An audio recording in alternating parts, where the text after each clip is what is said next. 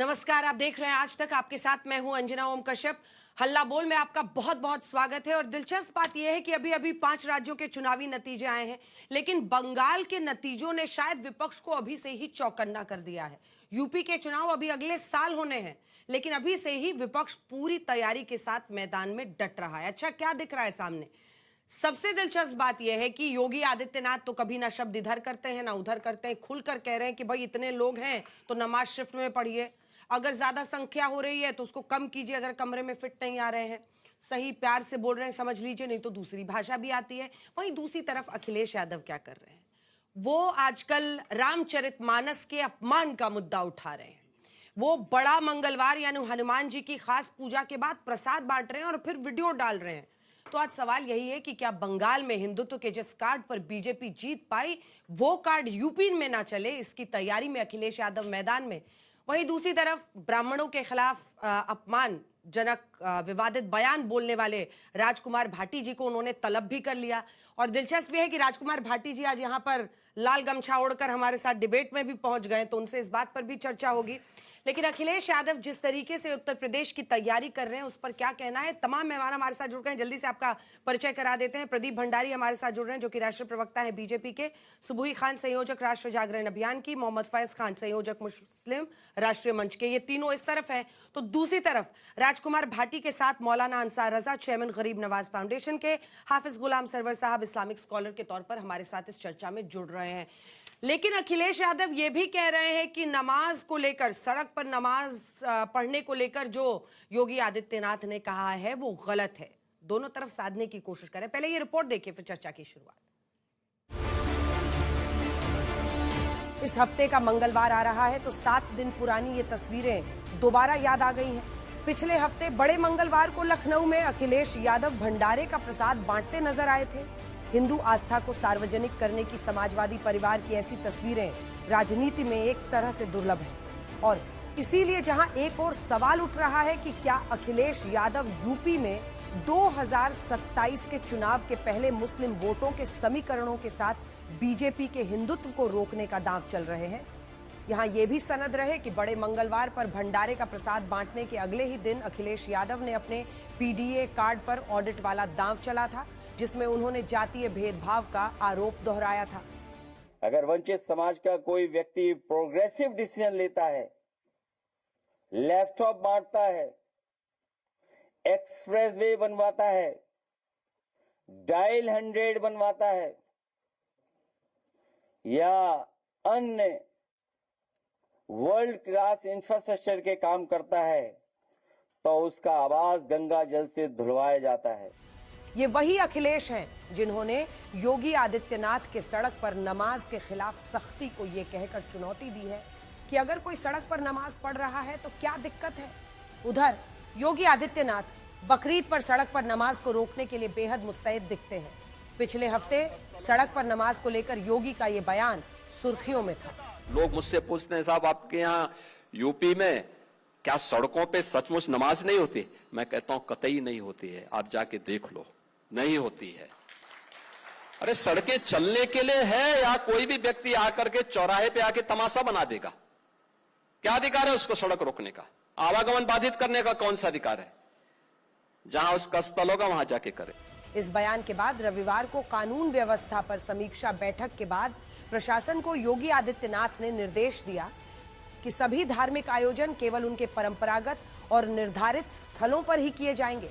सड़क जाम कर नमाज पढ़ने की अनुमति बिल्कुल नहीं होगी। बकरीद पर प्रशासन को संवेदनशील इलाकों में सतर्कता बरतने को कहा गया है।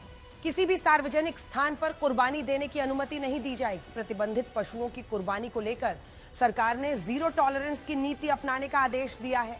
अवैध स्लॉटर हाउस और खुले में मांस बेचने वालों के खिलाफ तत्काल कड़ी कार्रवाई करने के निर्देश दिए गए हैं। बकरीद का त्योहार लोग विधिवत तरीके से मनाएं, कोई नई परंपरा शुरू न की जाए, किसी भी स्थिति में कानून व्यवस्था न बिगड़ने पाए। किसी को भी अधिकार नहीं होना चाहिए कि वो सड़कों को घेर करके नमाज अदा करे और लोगों के लिए समस्याएं खड़ी करे। देश का रहने वाला हिंदू मुसलमान वो एक दूसरे की आस्था का भी सम्मान करता है, उनकी परंपराओं का भी सम्मान करता है, उनके त्यौहार, उनकी पूजा पाठ का भी और नमाज का भी सम्मान करता है।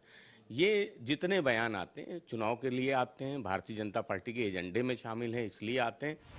बकरीद आएगी और बीत जाएगी, लेकिन ये राजनीति लंबे समय तक सुलगती रहेगी। हिंदुत्व ने बीजेपी को लगातार चुनावी सफलताएं दी हैं। ऐसे में विपक्ष की चुनौती यही है कि मुस्लिम वोट बैंक को साधते हुए बीजेपी के हिंदुत्व कार्ड को कैसे फ्लॉप किया जा सके। आज तक ब्यूरो।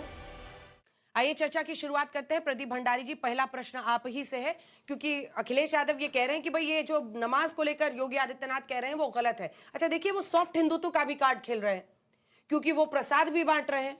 वहीं दूसरी तरफ रामचरितमानस के अपमान के मुद्दे पर भी आपको गैर भारी तो नहीं पड़ जाएगा? देखिए अंजना जी, पहले तो मैं चाहता हूं कि सार्वजनिक रूप से राजकुमार भाटी, जिन्होंने एक ही बार नहीं अनगिनत बार हिंदू ब्राह्मणों का अपमान किया है, और क्या बोला है सुनिए। ब्राह्मण भला न वैश्य इनमें भला न कोई। ब्राह्मण समाज को प्रोस्टिट्यूट से कंपेयर करने वाले आज राजकुमार भाटी को सार्वजनिक रूप से माफी मांगनी चाहिए और समाजवादी पार्टी को इनके खिलाफ एक एक्शन लेना चाहिए, जिससे प्रेसिडेंट सेट हो कि कोई हिंदू ब्राह्मणों के खिलाफ इस तरीके से नहीं बोल सकता, क्योंकि एक ही नहीं, इनके अनगिनत वीडियो हैं और ये बार बार ऐसा करते हैं। दूसरी बात, इलाहाबाद हाईकोर्ट का यह जजमेंट है कि सार्वजनिक स्थानों के ऊपर नमाज नहीं पढ़ी जा सकती, ये कॉन्स्टिट्यूशन अधिकार आर्टिकल 25 के अंदर नहीं देता है। तो योगी आदित्यनाथ तो वही कह रहे हैं कि जो संविधान के अंदर लिखा है। इनको दिक्कत यह है कि इनको अपने वोट बैंक को साधना है, और इनको बैक करने वाले कट्टरपंथी इस बात को नहीं मान रहे कि भाई नमाज पढ़ना है तो आप जाके अंदर पढ़िए, सड़क पर नमाज पढ़ने का तो अधिकार संविधान भी नहीं देता है। 25 आर्टिकल में लिखा है कि सब्जेक्ट टू पब्लिक ऑर्डर। तो मैं इनसे पूछना चाहता हूं, जब अयोध्या में प्रभु श्री राम के मंदिर के दर्शन अभी तक करने नहीं गए, चुनावी हिंदू बन रहे हैं, पर क्या आज आप ब्राह्मणों का अपमान करने के लिए माफी मांगेंगे? राजकुमार भाटी जी, एक तो माफी की बात, क्योंकि अखिलेश जी ने भी आपको तलब किया है तो बोला ही होगा कि ये सब मत कीजिए, लेकिन अखिलेश यादव एक तरफ भाईचारा भी दिखा रहे हैं और दूसरी तरफ वो जातियों में बंटवारा भी चाहते हैं, तभी तो आपने इस तरह की बात बोली होगी। क्यों? नहीं, मेरी समझ में नहीं आ रहा कि वो कई बार मैं स्पष्ट कर चुका हूँ, किसी भी बात को अगर संदर्भ से काट कर देखा जाएगा तो बात समझ में आएगी ही नहीं। मेरी 12 मिनट की वीडियो है, 12 मिनट का भाषण है, उसमें से 7 सेकंड की क्लिप निकाल के और उस पर चर्चा की जा रही है। आप पूरा भाषण सुनिए तो आपको लगेगा कि उसमें मैंने कुछ भी आपत्तिजनक नहीं कहा, और मेरी मंशा किसी का अपमान करने की नहीं थी, और किसी जाति, किसी धर्म, किसी संप्रदाय का हम अपमान कर ही नहीं सकते, क्योंकि हम समाजवादी लोग हैं। ये लाइन आपने बोली है या नहीं बोली है? संदर्भ देखिए, आप पूरा देखिए। अभी भी अंजना जी, गलत है या? अरे मैं जस्टिफाई क्यों नहीं करूंगा? फिर जस्टिफाई कर रहे हैं। अरे और मैं आपकी हाँ मिला दूं? हिंदू ब्राह्मण को आप प्रोस्टिट्यूट से अंजना जी, मेरा नंबर ठीक है, पूरा कर लें दीजिए, पूरा कर और लें। मेरे ख्याल से तो ये विषय सही पे ही है या चर्चा नहीं होनी है? चाहिए। हाँ, नहीं, उसी पे होनी चाहिए, उसी देखिए पे होनी सुनिए। चाहिए। इसमें क्या है, माफी मांग लीजिए, गलत बोला तो आगे महाभारत आप बढ़ते हैं। सबने पढ़ी सुनी होगी। हाँ, अश्वत्थामा हतः नरोवा कुंजरोवा। हाँ, नरोवा कुंजरोवा भी सुन लिया होता द्रोणाचार्य ने तो महाभारत का रिजल्ट कुछ और होता। जब आप आधी चीज सुनेंगे तो आपको सही अर्थ समझ में आएगा ही नहीं, किसी की भी समझ में। जो समझदार लोग हैं, मैं ब्राह्मण समाज के कह रहा हूं, जो बुद्धिजीवी लोग हैं, विद्वान लोग हैं, आज भी मेरे घर पे 100 ब्राह्मण आए सुबह, बैठ के चाय पी के गए और ये कह के गए कि हमने पूरा भाषण सुना है, उसमें कुछ भी आपत्तिजनक नहीं है, आपकी कोई गलती नहीं है। लेकिन 100 ब्राह्मण जो घर पे नहीं आए उनके लिए कह दीजिए कि नहीं तो आपका मैं कितनी बार माफी भावनाएं मांगू हाथ किसी धरी। बात के लिए, और जो मुझे जो गाली बकी जा रही है सोशल मीडिया पर, मेरी गर्दन काटने पे इनाम घोषित किया जा रहा है, उसके लिए भंडारी जी माफी मांगेंगे? मेरी माँ बहनों को लेकर गाली बकी जा रही है सोशल मीडिया पे, मैंने तो किसी को गाली नहीं दी। सर तन से जुदा की कोई बात नहीं कर रहा है। अरे सुनो, आप वो पहली बात, मिश्रा वकील है वहां का ग्वालियर का, उसने 11 लाख रुपए इनाम घोषित किया है कि जो राजकुमार भाटी गर्दन काट देगा उसको 11 लाख रुपए। क्या आप माफी मांगेंगे उसके लिए? आप वापस से पहले बताइए, आप माफी मांगेंगे? आज तक के नंबर 1 शो पे देख रही है कि भाटी जी कह रहे हैं कि कंटेक्स्ट में उन्होंने जो ब्राह्मण समाज को प्रोस्टिट्यूट से कंपेयर करा है, सही है। सुनिए एक और इनका बयान। लोग रोजाना सुबह प्राय निकलते हैं, किसी अब ये कहीं चर्चा ही absent हो विषय ही सकते बदल हैं, गया। लेकिन ज्यादातर आपने 2 लोगों को निकलते हुए देखा होगा। एक सुबह तिलक लगा के पंचांग बगल में दबा के निकलता है एक आदमी, तिलक लगाकर पंचांग दबाकर निकलता है और उसको कह रहे हैं कि ये बहरूपिया है। अच्छा, क्या भाटी कोई जी पे ही मौलाना- बहस करनी है, भाटी जी पे ही नहीं, बहस करनी क्योंकि है। समाजवादी पार्टी के रिप्रेजेंटेटिव है, ये समाजवादी पार्टी की पॉलिसी है। चलो मैं जवाब अगर दे इनकी देता होती भाई, जल्दी इनकी से होती जवाब तो जाके दीजिए, जल्दी से एक्शन- जवाब या दीजिए। किसी मौलाना आपको बोला कि जाके हिंदू लड़की का जबरन धर्मांतरण करते हो, टोपी पहनकर और करके, बोलो ऐसा बयान दिया हो किसी कॉन्टेक्स्ट में, तो यह है इनका तुष्टीकरण। ये नमाज तो बहाना है।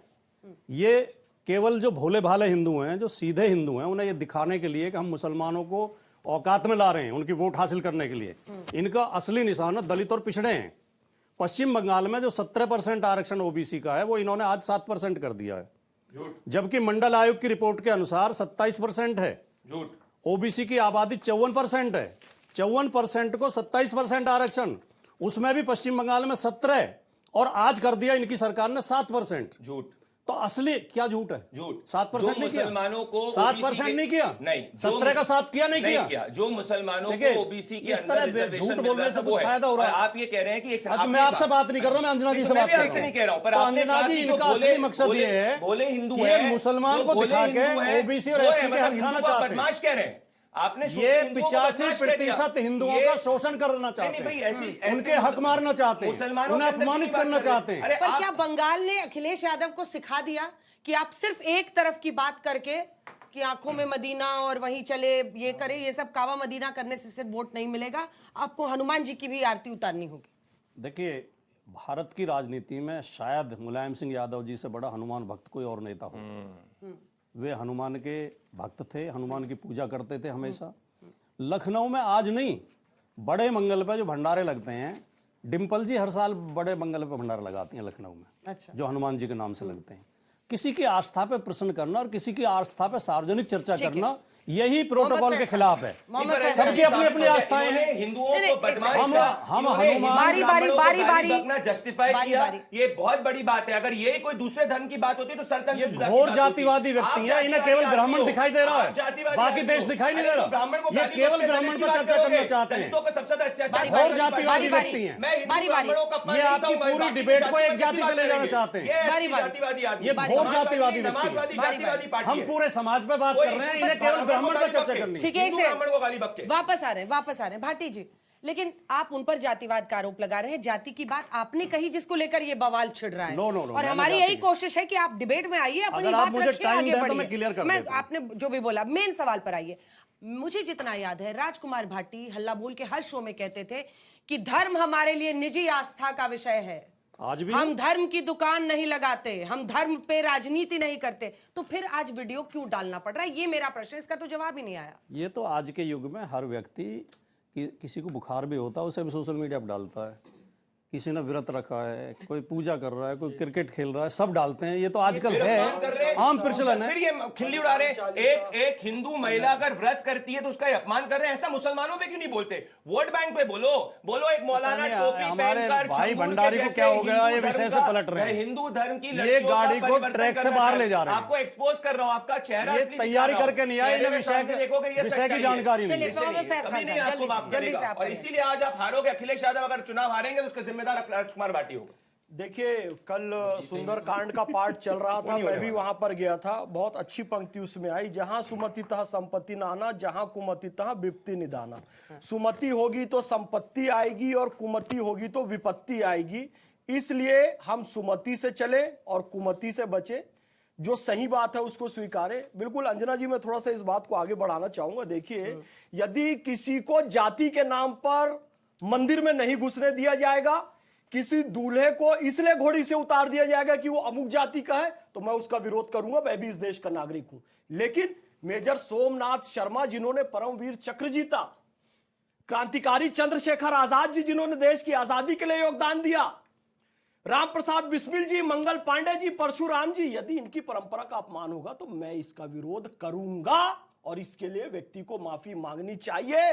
और भगवान श्री कृष्ण ने नर नहीं गज के समय में ढोल नगाड़े बजवा दिए थे। तो साहब, आप भी आसपास की जो बात कर रहे हैं ना, उस समय ढोल नगाड़े बज गए थे, अभी कुछ नहीं बज रहे हैं। माफी मांग लेना सबसे अच्छा माध्यम है, मैं ये कहना चाहूंगा। अब योगी आदित्यनाथ जी ने जो बात कही है, मैं पहले भी कह चुका हूं, अकॉर्डिंग टू संविधान है और अकॉर्डिंग टू इस्लाम है।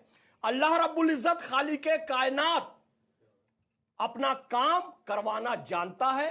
ये मौलाना, उलेमा, मुफ्ती यहां पर जो बैठे हुए हैं, इनको इस्लाम का काम करने भेजा गया था कि जाओ, जहां जहां कांटे पड़े हैं उसे हटाओ, जहां जहां लोगों को तकलीफें हैं उसे दूर करो। तो ये उल्टा तकलीफ बनाने में यहां पर बढ़ गए। सड़कों पर नमाज पढ़ेंगे, संपत्तियों पर अवैध कब्जा करेंगे, रोहिंग्याओं को बसाएंगे, इंस्टेंट ट्रिपल तलाक लेकर आएंगे। भाई, इस्लाम में ये सब है ही नहीं।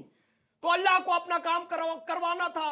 कुल वल्लाहु अहद अल्लाहु समद अल्लाह एक है, पाक और बेनियाज है, नीडलेस है, उसे आप लोगों की जरूरत नहीं है। मोदी जी से उन्होंने अपना काम करवा लिया, योगी जी से अपना काम करवा लिया। इस्लाम में तहारत है। एक बात और, इस्लाम में तहारत का बड़ा महत्व है। मौलाना बैठे यहाँ पर जानते होंगे, तहारत यानी कि स्वच्छता।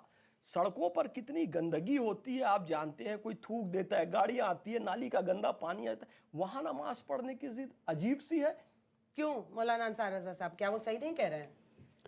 देखिए, वो क्या सही कह रहे हैं क्या गलत कह रहे हैं वो तो देश तय करेगा, लेकिन मैं अंजना जी एक बात कहना चाहता हूँ कि योगी आदित्यनाथ साहब ने जो बात कही है कि अगर नमाज पढ़ोगे तो हमारे पास दूसरा तरीका भी है, ये नहीं कहा उन्होंने। क्या कहा है? मैं पढ़ देता नमाज पढ़ोगे तो दूसरा तरीका है, ये नहीं बोला है, ये रहा। सड़क पर हम लोग नमाज को बंद नहीं करेंगे, पर नमाज सड़क पर नहीं होनी चाहिए। उसके बाद पढ़ो आगे, ये रहा नहीं, को स्टेट पढ़ो वो ना। नहीं, उनका भाषण सुनाइए। उसी पे सड़क पर करोगे तो दूसरा तरीका है। लफाजी से भंडारी साहब मैं जंग नहीं माफी जीती मांगूंगा, जाती। मौलाना साहब वर्बैटम कोट कर दो। और अगर उन्होंने बोला अगर उन्होंने ये बोला, अगर उनका वो निकल आया कि अगर तरीका नहीं है पढ़ोगे तो हमारे पास दूसरा तरीका है, मैं माफी मांगूंगा, खड़े होके माफी मांगूंगा। अगर उनका ये लफ्ज ना निकले कि अगर ऐसे नहीं मानोगे तो मेरे पास दूसरा तरीका है। अगर सड़क पर नमाज पढ़ना कानूनी रूप से नहीं मानोगे तो दूसरा तरीका है। हाँ, यस, तो वो दूसरा तरीका क्या है? कोई अवैध कब्जा करेगा, बलवा आपका नाम करेगा, भंडारी तो दूसरा है, तरीका क्या आपका होगा? नाम भंडारी है, भारतीय भाई है मेरे, सुनो, वो भी बोल सकते हैं। आप ये बताओ, बलवा करेगा, कोई कब्जा सुन करेगा ले तो दूसरा भाई। तरीका होगा कि मैं केवल एक बात इनसे अरे कहना फैज साहब चाहूंगा। बोल चुके हो आप, क्या यार दूसरे को मौका दो यार। बच्चा अगर मस्जिद अरे में सुनो ना नमाज भाई, पढ़ने नहीं जाता है, अरे सुनो, सही बहुत बड़े तरीके से जानकार हो follow इस्लाम नहीं के, सुनो। करता है तो उसको छड़ी मारने अब का अंजना हुक्म है कि नहीं जी इस्लाम? सुनिए, छड़ी मारने का कहीं हुक्म नहीं नहीं है, है। तुम झूठ फैला नहीं रहे है। हो, बिल्कुल नहीं है। नहीं है, मदरसे में छड़ी नहीं खाओ, दिखाओ। खुदा की कसम खा के बोल दो कि मदरसे में छड़ी नहीं खाओ। अरे मैं भी मदरसे में पढ़ा हूं, छड़ी खाए, उनसे पूछे बाजू में बैठे गुलाम सरवर साहब, छड़ी खाए कि नहीं? खुदा खुदा की कसम खा के बोलिए। अरे आप सही तरीके से नहीं चलोगे, इस्लाम कहता है भाई उसको छड़ी मार के सही रास्ते पर लाओ। वो योगी जी कह रहे अलग हैं चीज हो दूसरा गई ना, तरीका। और तुम कह रहे कि नमाज पढ़ने के लिए छड़ी मारी जाती है। सही क्या तरीके बेहुदापन पर फैलाते चलने हो भाई? नहीं मारी जाती नमाज पढ़ने के लिए छड़ी, नहीं मारी जाती कुरान है, शरीफ पढ़ने के लिए छड़ी नहीं मारी जाती है। मदरसे में पढ़े ही नहीं हो, फिर खत्म बात। सुनो, किसी मदरसे में नहीं पढ़े। चलिए, अब सुनिए, गुलाम सरवर जी बोल दूसरी रहे हैं, चीज, गुलाम सरवर साहब छड़ी नहीं खाओ। एक मिनट, अरे, मेरी इसको बात- खत्म किया जाए, इसको खत्म किया जाए। सुनिए, मारी गई होगी। अब सब जगह मारते हैं। दूसरी चीज अंजना जी, हाँ। योगी आदित्यनाथ जी जो वही बात योगी कही जी है कि कह रहे हैं। दूसरा तरीका, तो पहली बात तो देश को ये पता होना चाहिए कि वो दूसरा तरीका क्या है, और जो भाषा उन्होंने इस्तेमाल की है वो एक शासक की भाषा नहीं हो सकती है। सबका साथ सबका विकास मोदी जी का जो मंत्र है उसको लेकर के चलना चाहिए था, और ये उसी दिन बयान क्यों दिया गया जिस दिन हमारे देश का ये सुशील प्रधानमंत्री ऐसे कर करके शेखों को गले लगा रहा था, उसी दिन मुसलमानों के लिए बात क्यों कही इसका गई? क्या कोरिलेशन है? क्यों? मतलब मिले नहीं ऐसे? आपको शेख दिखता है, वो यहाँ कहाँ दिखेगा? यहाँ यूएई का प्राइम मिनिस्टर अरे है सर, भाई। यहाँ मिसालें दी UAE जा रही है का सऊदी शासक की, है। चलिए, यहाँ ठीक है। मिसालें सऊदी की दी वापस जा रही आइए, हैं हाँ। कि सऊदी में नमाज नहीं होती बिल्कुल। है, तो सऊदी में हर कदम पे हर दो कदम पे मस्जिदें हैं। सुनो, दूसरी चीज, योगी कहाँ पर आदित्य, ज्यादा मस्जिदें हैं, यूएई में या भारत में? भारत में देखिए भारत कहाँ में पे अगर है? मस्जिद है तो वहां की आबादी कहाँ के है? हिसाब से, वहां की आबादी के साथ। दूसरा, आप सऊदी की मिसाल हर चीज में नहीं दे सकते ना, हर चीज में कैसे आप अब सऊदी की यहाँ ये मिसाल ना दोगे? सड़क पर पढ़ना चाहिए नमाज या नहीं? अब आ जाते हैं हम इस मुद्दे पर। मैं देश के तमाम मुसलमानों से गुजारिश करूंगा कि कोई भी ऐसा कदम न उठाएं जिससे राहगीरों को तकलीफ हो। अब जहां तक सवाल शिफ्टिंग का है, हमारे यहां जमाने से शिफ्टिंग से नमाजें होती चली आ रही हैं, लेकिन एक वक्त होता है, हर चीज का एक वक्त होता है। जोहर की नमाज का कितने वक्त से कितने वक्त तक है, उतने ही शिफ्ट हो सकती है। चूंकि अब दूसरी चीज उन्होंने कहा कि अगर ज्यादा है तो आप तादाद कम कीजिए।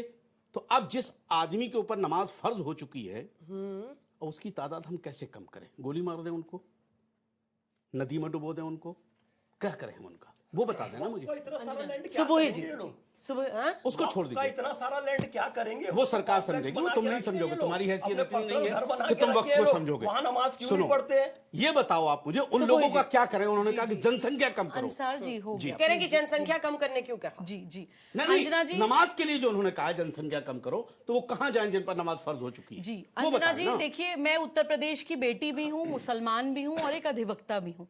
सबसे पहले तो मैं ये कह देना चाहती हूँ कि हमारे प्रदेश के जो मुख्यमंत्री हैं वो योगी हैं। अपना पिंडदान करके कोई व्यक्ति योगी बनता है, तो जो लोग उनको पंथ से या जाति से या मजहब से जोड़ते हैं और ये आरोप प्रत्यारोप लगाते हैं, कहीं ना कहीं उन्हीं की अज्ञानता दर्शाता है। वो किसी जाति या पंथ के नहीं है, उत्तर प्रदेश के 23 करोड़ लोगों के हैं। अब हम आ जाते हैं उनकी स्टेटमेंट पर। ये जो स्टेटमेंट है कि सड़क पर आप नमाज नहीं पढ़ेंगे, सड़क पर नमाज पढ़ना अनकॉन्स्टिट्यूशनल भी है, इलीगल भी है, और किसी भी परिभाषा के हिसाब से आप उसको जायज नहीं ठहरा सकते। हमारे आर्टिकल 25 में कॉन्स्टिट्यूशन में हमारे मजहब का पालन करना, प्रचार करना, प्रसार करना, यह अधिकार हमें मिला है। लेकिन no fundamental right is absolute. Fundamental rights are subject to certain limitations. Public order, morality, decency, सार्वजनिक व्यवस्था, नैतिकता और शालीनता की धज्जियां नहीं उड़ा सकते आप अपने मौलिक अधिकारों को अपनाते हुए। इतनी सिंपल सी बात आपको समझ क्यों नहीं आती है? और एक अंसार जी, एक सवाल आपने और पूछा। आप एक बात बताइए कि अगर ये कहा जा रहा है कि सड़कों पे नमाज मत पढ़िए, पब्लिक ऑर्डर डिसरप्ट होता है शालीनता के साथ, सिर्फ नमाज के लिए? अरे मेरी बात तो पूरी होने दीजिए। और अगर आप नहीं करेंगे, आप अधिवक्ता है ना, अरे मेरी बात तो पूरी होने मुसलमानों पे लागू होता और है। अगर आप नहीं करेंगे, कानून से मुसलमानों पे लागू मेरी होता है, बात पूरी नहीं होने दे रहे। अरे सब पर लागू होता है ना। उन्होंने सबका जिक्र अब आपका जवाब देती हूँ। उन्होंने सबका 5 सेकंड दीजिए आपके सवाल का जवाब। नमाज का इसलिए अंजना जी 5 सेकंड, यूपी का चुनाव सर पे रखा है, उन्हें समझ में आ रहा है कि जमीन खिसक रही है। अब हिंदुओं को कैसे? अरे आपने सवाल जवाब लेने के लिए पूछा है तो जवाब भी ले लीजिए। जवाब नहीं है आपके पास। ये वही योगी आदित्यनाथ हैं जो अगर कांवड़ यात्रियों पे फूल बरसाते हैं तो साथ के साथ ये भी ऑर्डर्स निकलवाते हैं कि कोई भी अभद्र या अश्लील गानों पर, डीजों पर डांस करते हुए पकड़ा गया तो तुरंत उठा के जेल में डाला जाएगा। कितने कांवड़ यात्रियों को उठा के जेल में डाला था जो इंडिसेंसी मचा रहे थे सड़कों पर? ये वही योगी आदित्यनाथ हैं। राम मंदिर का जब जजमेंट आया था अंजना जी, उसके बाद सबसे पहली गिरफ्तारी अराजकता मचाने वाले हिंदू की उत्तर प्रदेश में हुई थी। मैं उत्तर प्रदेश की बेटी हूं, मेरा बेवकूफ नहीं बना सकते आप लोग। अपनी राजनीतिक हित साधिए, लेकिन कम से कम बात वो तो करिए जो लॉजिकल लगे। कुछ भी बोलते हैं आप लोग। गुलाम सरवर साहब, कौन सी मतलब अंजना जी, असल में आप कौन सी गलत बात है? कानून कहता है कि आप सड़क पर नहीं, और कोई अगर नवरात्र के लिए भी अगर कोई लंगर भी लगाता है परमिशन लेना पड़ता है। परमिशन नहीं है, पुलिस खदेड़ देती है, कोई लगा ही नहीं सकता है विदाउट परमिशन। लेकिन ये तो हक मान लिया गया, जबकि कानून इसकी इजाजत नहीं देता है। अब मेरी तो हैसियत नहीं है, लेकिन एक सलाह फिर भी दूंगा कि आप जैसे 3-3 का पैनल बनाते हैं, एक मिडिल मैन को भी बीच में रखिए। हमेशा पक्षपात ठीक नहीं लगता है। ये जो विषय है ना, इस विषय में मुसलमान भी कंफ्यूज है। अभी मैं सुबह पीसी किया हूँ इसी पर, मिडिल मैन ही साबित हो। मैं यही कहना चाह रहा हूँ कि जो काम हमारे उलमा को 100-200 साल 500 साल पहले करना चाहिए, जो समझाना चाहिए, जो बताना चाहिए, वो आज दुर्भाग्य बदनसीबी है मुसलमानों की कि पॉलिटिकल पार्टियां हमें थ्रेटिंग के अंदाज में डरा के कहती हैं कि डरा के कह रही हैं, जो हमको खुद ही अब इस्लाम हर चीज पे लागू होता है। ट्रिपल तलाक से लेकर हर चीज में लागू होता है। मैं एक बात और एक एडिशनल बात कहूंगा। सोशल मीडिया पर हमारे मुस्लिम नौजवान वीडियोस अपलोड कर रहे हैं कि देखो योगी जी का भाषण, और वो वीडियोस जो सड़कों पर तांडव मच रहा है अलग अलग मौकों पर, जो नॉन मुस्लिम भाइयों के द्वारा जुलूस और ये वो दिखा। तो मैं उनसे कहता हूं कि ये कोई लॉजिक हमारा नहीं है। इस्लाम का अपना एक उसूल और सिद्धांत है जो मानवीयता पर आधारित है, और उसमें साफ शब्दों में ये दिशा निर्देश है कि आपके किसी भी किर्त से किसी को कोई भी कठिनाई नहीं होनी चाहिए। क्या कारण रहा कि वर्षों से हमने कभी गंभीरता से इस पर विचार ही नहीं किया कि हम जहां चाह रहे हैं, नाला है, सड़क है, गंदा है, अच्छा है, बस लेके मुसल्ला दौड़े और एकदम टाइम देख के दौड़े। अरे भाई नमाज है, घड़ी देख के क्यों दौड़ रहे हो कि एकदम 2 मिनट जब जमात खड़ी होने को रहेगा तभी पहुंचेंगे। अब जगह मिल नहीं रही है तो पूरा सड़क पर सब खड़ा हो गया। मस्जिदों में नमाज, और हमारे यहाँ जो मौलाना ने कहा वो पुरानी रवायत है 2-3 जमात की, भाई उसको कीजिए, ठीक है। सड़क पर आप नमाज पढ़ रहे थे, बारिश हो गई, योगी जी तो बारिश नहीं बरसाएंगे, मोदी जी भी नहीं बरसाएंगे, बारिश तो ऊपर वाला कभी भी बरसा सकता है। बारिश अगर हो जाएगी तब क्या कीजिएगा? तब तो 2-3 जमात कीजिएगा ना। तो क्यों आप जो है राजनेताओं को मौका देते हैं कि आज पूरे मुल्क में डिबेट हो रहे हैं, तुम ये ना करो, तुम। आज भी एक परंपरा जिस पर अब तक हिंदुस्तान के उलमा काम नहीं किए, तमाम आइम्मा और खतीब जो मस्जिदों में मिंबर पर खड़े होते हैं उनको चाहिए। आपके यहाँ शराब हराम है, दारू हराम है, नशा हराम है, आज भी मुहर्रम जैसे मुबारक मौके पर ताजिया बनाकर गैर शरई ढंग से सड़कों पर जो प्रदर्शन हो रहा, हम कंपैरिजन करते हैं कि उनका भी तो हो रहा है। ये कोई लॉजिक ही नहीं उनका हो रहा। उनका हो रहा वो उनके धर्मगुरु समझेंगे। हमारे यहाँ जो हो रहा वो हमारी जिम्मेदारी है, हमें अपनी जिम्मेदारी पहले निभानी है। बार बार फंडामेंटल राइट्स, फंडामेंटल ड्यूटीज भी तो हैं, उसका भी तो हमको ख्याल करना है। तो इसलिए मैं इस मुद्दे पर एक लाइन का जवाब चाहता हूं, पूरे मुल्क के मुसलमानों को कहता हूं, आप बिल्कुल अपनी तरफ से कोई तीज हो, त्योहार हो, जैसे शब बारात में वो रात में जागते वो मोटरसाइकिल स्टंट ये वो जो होता है, हम लोग हमेशा रोक रहे हैं सारे खतीब को, उलमा को। अब तो हमारे मस्जिदों में कमेटियां बन रही हैं समझाने के लिए, कई सालों से ये काम हो रहा, फिर भी काबू में इसलिए नहीं आ रहे हैं कि कई सालों से इनको खुले सांड की तरह छोड़ा गया था, तो इतनी आसानी से ये काबू में नहीं आएंगे। लेकिन काम हो रहा, तमाम उलमा और खतीब बिल्कुल सीरियस हो जाएं कि नौजवानों को काबू में कीजिए आप। अगर ये उनसे मुकाबला है, ये मुकाबले के लिए हम थोड़ा ना है इस मुल्क में।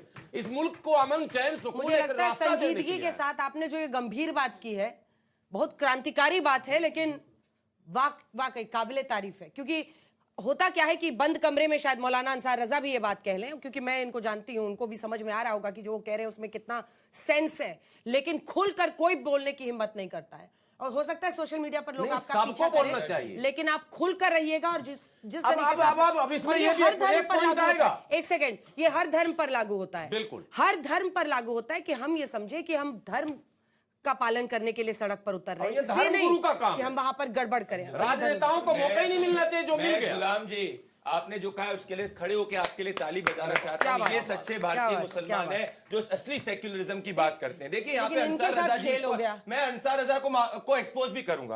अंसार रजा ने कहा कि भारत के अंदर इतनी मस्जिदें नहीं है। क्या आपको पता है यूएई के अंदर सिर्फ 9,000 से 10,000 मस्जिद है, भारत के अंदर 3 लाख पर कैपिटा की बात सुनो, पर कैपिटा की बात, भारत की बात करो भाई। अभी आपने बोला ना यूएई शेख, तो आपका मैं असली शेख हमने नहीं कहा, जो देखा दुनिया ने वो कहा हमने।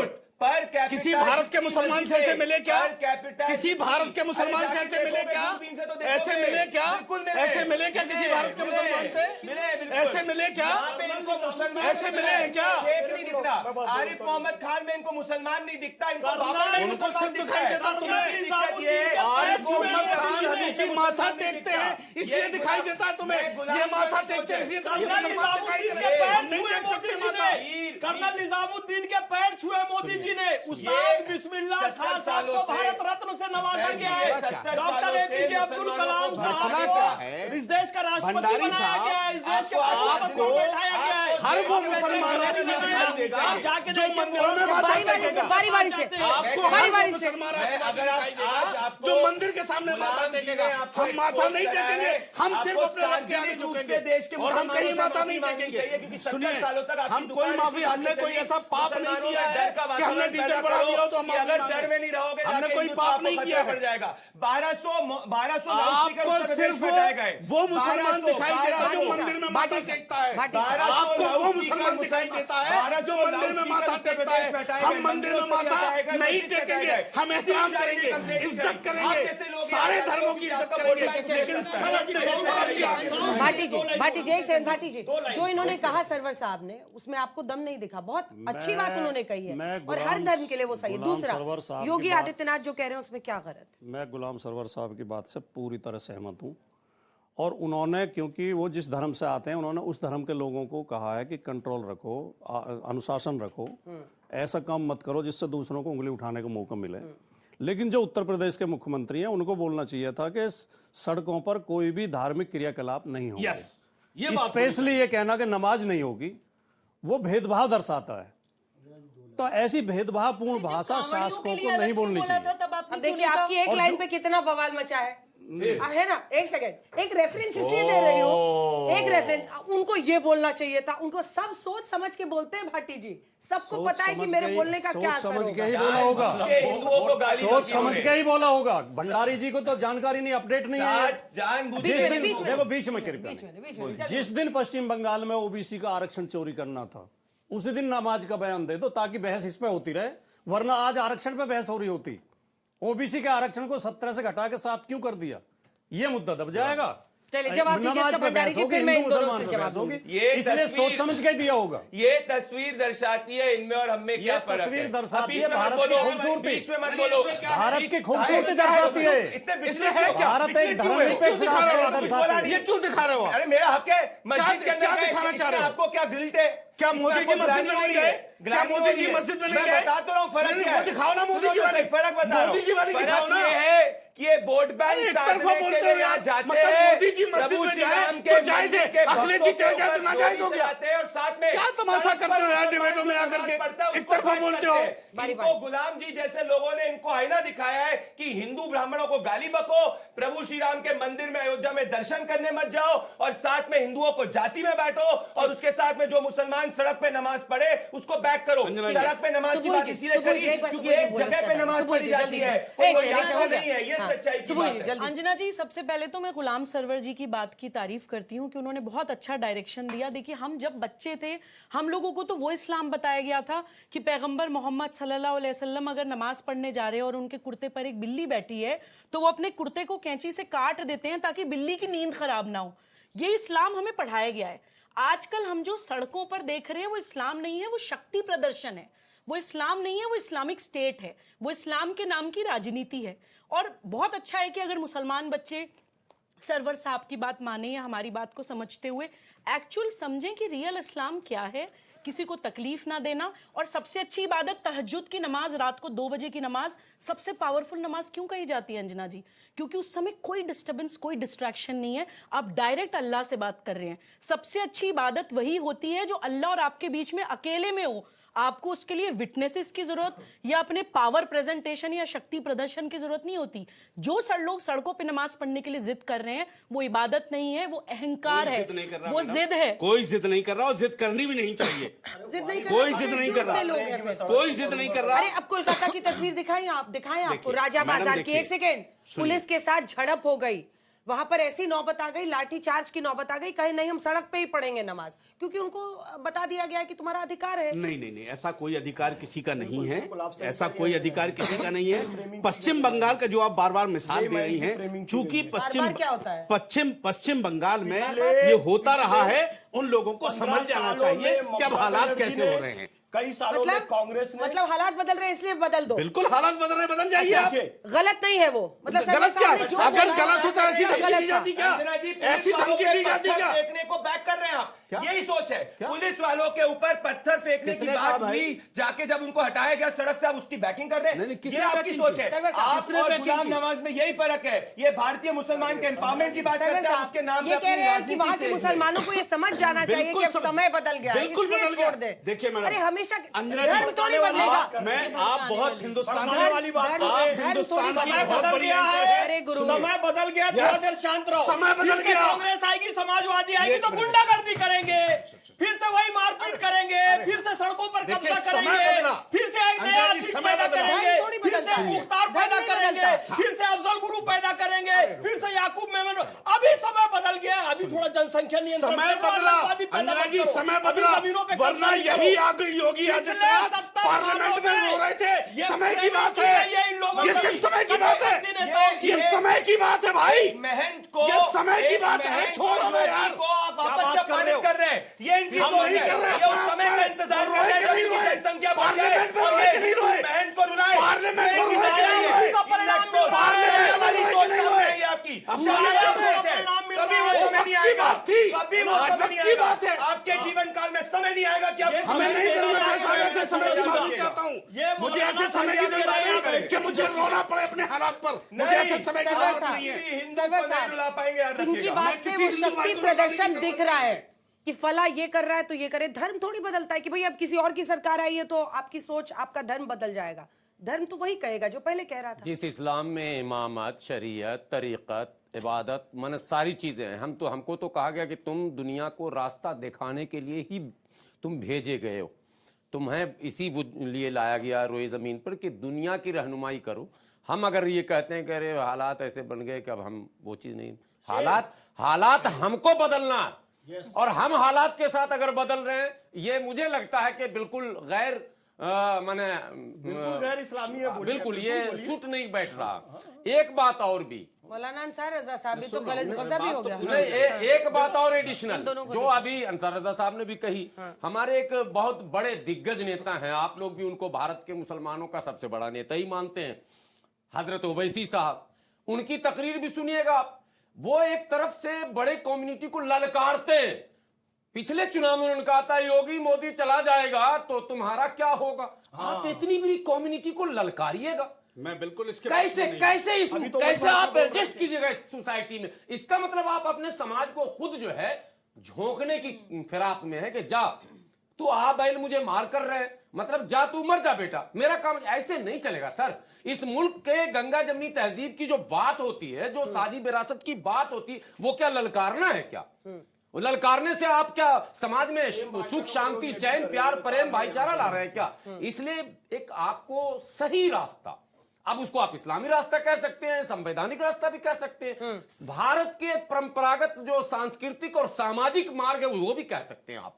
वो है मिल बैठकर जो पंचायती व्यवस्था है कि भाई बैठिए, हमारी कमी आप निकालिए, आपकी कमी हम निकालें, 5 लोग जिस पर सहमत हो जाए उस रास्ते को चुना जाना चाहिए, उस पर यस होना चाहिए। हमारे मुल्क में ये कमी है। छोटे छोटे सियासी फायदे के लिए आप किसी के बड़े नुकसान को का अनदेखा जो कर रहे हैं, ये मैं समझता हूं उचित नहीं है। मुस्लिम कम्युनिटी इसलिए निशाने पर है, इसलिए नहीं निशाने पर है कि वो इस्लाम को मानता नहीं।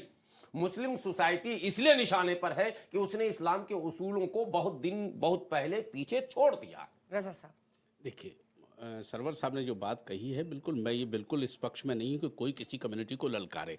मैंने जो हालात बदलने वाली बात कही है, आज तक कभी भी पश्चिम बंगाल में किसी भी धार्मिक आयोजन पर पाबंदियां नहीं लगाई गई। दुर्गा विसर्जन के ऊपर ममता बनर्जी ने शुक्रवार को पाबंदी लगाई थी। झूठ मत बोलिए, बार बार आपके झूठ को चेक करूंगा, चेक कर लीजिए वापस से, झूठ मत बोलिए। क्या क्या चेक करोगे? भी हम चेक करवाने पे आ जाएंगे तो उठ के भाग जाइएगा। हम अगर चेक करवाने पे आ जाएंगे, झूठ मत बोलिए। हिंदू का धार्मिक आयोजन भी उतना ही महत्वपूर्ण है जितना मुसलमान का है। मेरे भाई, झूठ मत बोलिए। सुन तो, अरे भंडारी साहब गलत बोले आप, सुना कीजिए ना। ये सब जो फर्जी लिखा पढ़ा लेकर के आते हैं, सुनिए। पश्चिम बंगाल का इनको बताना। अब जहां तक सवाल है, देखिए पश्चिम बंगाल हो या बिहार हो, हालात मुल्क के, इसमें कोई शक नहीं है कि भाईचारे वाले हालात अब नहीं रहे। एक कौम को निशाना बनाया जा रहा है, इसमें कोई शक नहीं है। एक कौम को निशाना बनाया जा रहा है और देश आज सिर्फ चुनाव को देख अनुपम उदाहरण सिर्फ है। वोटों को देख करके आप इस्लाम के मूल्यों के खिलाफ जाकर हज सब्सिडी चाहिए, नहीं मिलेगी साहब। आपको इफ्तार पार्टी चाहिए, नहीं मिलेगी। आपको बिरयानी चाहिए, नहीं मिलेगी। तुम कितने अफजल मारोगे, हर घर से अफजल निकलेगा जी, आपको नहीं मिलेगा। आप मुसलमान हो, इस नाम से आरक्षण चाहिए, नहीं मिलेगा। किसने मांगा भाई? मुसलमानों ने नहीं मिलेगा। कब आप मांग रहे हैं, मुसलमानों ने कब मांगा? बताओ तो, खराब हो गया। जरा बताओ तो। देखो, राजनेताओं, अंजना जी, राजनेताओं के एक वर्ग ने मुसलमानों को बिगाड़ा है और राजनेताओं का एक वर्ग मुसलमानों को सुधार रहा है। जब वो मीठी मीठी बात करते थे तब उन पे आपत्ति नहीं करते थे। मुसलमानों को भाई सुधारने की ना तुम्हारी औकात है ना किसी क्यों करवा रहे हो? सुनो मेरी बात। अरे आप समाजवादी पार्टी के बिके हुए लोगों, कांग्रेस ने पैसा देने के आप लोगों को बुलवाया है, राष्ट्रीय जनता दल का पैसा खाकर आपने मुसलमानों को बिगाड़ा है। और आज कोई मुसलमान बिगड़ा हुआ, तुम जैसे मुसलमान बिगड़े हैं जो वहां बैठे हैं। बड़ी दिक्कत हो रही है, देश का माहौल खराब हो गया। आदमी को अपनी हद में क्यों नहीं खिला रहा? देश का माहौल खराब हो गया। अरे इमामों को सैलरी मुसलमान देगा कि सरकार देगी? मुसलमान देंगे भाई। ममता बनर्जी दे रही थी ना, बीजेपी ने ठीक किया ना, ठीक बंद करवा दिया ना, ठीक किया ना, खुश हो जाओ। अरे तुझे तो सैलरी मिल रही ना, उसी में खुश तुझे तो मिल रही है सैलरी। तू तड़ाक मत कीजिए ना, तू तड़ाक मत कीजिए। अंजना जी, सम्मान से बात। अंसार रजा जी बार बार मेरे ऊपर, फैज भाई के ऊपर और हमारे जैसे, नहीं, बिल्कुल गलत। मैंने आपके ऊपर कोई टारगेट नहीं किया। अंजना जी ऐसे मैं नहीं बोलूंगा, मेरा गला ठीक नहीं है, मेरा गला ठीक नहीं है। बारी बोलो, हमको काफिर बोलते हैं, मुनाफिक बोलते हैं, सबको हिंदू बोलेंगे, गला ठीक नहीं है, प्लीज। बोलते हैं। मैं बीजेपी के बारे में बोलूंगा, आप बीजेपी नहीं है। मैं बिल्कुल बीजेपी पर हमला कर रहे हैं। बीजेपी है, तो आप हमला क्यों कर रहे हैं? चुप रहिए, चुप रहिए। अब आप बीजेपी शासन की बात कर रही है। आप अपने आप को इतना बड़ा मत बताइए। अंजना जी ऐसे हो पाएगी नहीं। भाजपा को फैज तो मिल रहा है। अंजना जी, ऐसे हो पाएगी। अच्छा चुप हो जाइए, चुप हो जाइए, कह लीजिएगा चुप होने का। धन्यवाद। जी आपने क्या बोला? मुसलमान है, अरे जो इन्होंने बोला मैं वही बताती हूँ। जो अभी इन्होंने ये काफिर बोल देंगे, एक मिनट। अरे सुनिए सुनिए, अभी आप कह रहे हैं आपके ऊपर नहीं किया, मैं बताती हूँ आपने क्या कहा। आप बार बार मेरे जैसे सनातनी मुसलमानों पे, फैज भाई जैसे सनातनी मुसलमानों पर ये कटाक्ष कर रहे हैं कि आप लोग मंदिरों में माथा टेकते हैं। आप लोग जैसे जो मुस्लिम बच्चों को ये बहलाते हैं ना, वर्गलाते हैं ना, सबसे बड़े इबलीस हैं आप। अल्लाह ताला ने जब इंसान बनाया था ना तो सारे फरिश्तों को बुलाया था और कहा था इसके सामने सजदा करो।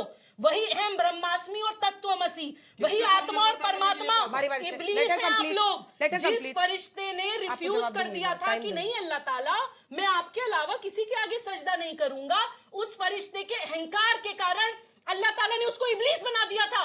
आप सब लोग इब्लीस हैं जो मुसलमान बच्चों को ये कहते हैं कि कहीं सजदा मत करो। ये इस्लाम की और ये अल्लाह पे बिलीफ की इंतहा है कि हमें हर जगह खुदा दिखाई देता है, हमें हर जगह अल्लाह दिखाई देता है, हमें हर भगवान में, हर परमात्मा में खुदा दिखाई देता है, हर ग्रंथ में कुरान दिखाई देता है। ये है हमारा ईमान। और आप लोग इब्लीस हैं, आप लोग मुनाफिक हैं, आप लोग मुसलमान बच्चों को भड़काते हैं। हम किसी पार्टी में बिलोंग नहीं करते हैं। गुरुद्वारा मर्जी है आपके कहाँ माथे सिर्फ एक लाइन, जल्दी खत्म कीजिए। कोई लड़ाई नहीं, सिर्फ एक लाइन। अरे मैं अपनी कौम के बच्चों के लिए एक लाइन बोलना चाहती हूँ, आपसे नहीं बात कर रही हूँ मैं। सिर्फ अपनी कौम के बच्चों को एक बात बोलना चाहती हूँ। कोई हिंदू ना मुसलमान नजर आता है, मुझे हर शख्स में इंसान नजर आता है। जिसका धर्म से ताल्लुक है करीबी, उसको वेदों में भी कुरान नजर आता है। वो आपकी अपनी सोच है, आपकी अपनी सोच है, उनकी सोच है भाई। वो अच्छी मुसलमान है कि नहीं? हम उसमें कोई कटाक्ष नहीं करेंगे। हम सिर्फ हम इतना जानते हैं कि हम सिर्फ अपने रब के आगे सजदा करते, वो भी नमाज में, इसके अलावा नहीं। आप क्या समझती हो? वो आपकी अपनी सोच है भाई। मान लीजिए वो ठीक है, जैसे लोग वो आप इब्लीस है, हम इब्लीस है, अरे वो अपनी हरकतों से जन्नत से निकाला गया, ये जो हरकत है जन्नत में जा नहीं सकता। एक एक करके जल्दी जल्दी। एक चीज फैक्चुअली इब्लीस है ये। किसी के फेथ को कोई दूसरा आदमी डिफाइन करे, मैं समझता हूँ ये तो उसके दिल में आप इसका मतलब दाखिल हो रहे हैं। भाई फेथ तो हमारे अंदर का है ना, हम किसको मानते हैं किसको नहीं मानते। मैं मुसलमान की बात करें, इसी के साथ हल्ला बोल में इतना ही। देश दुनिया की बाकी खबरों के लिए आप देखते रहिए आज तक।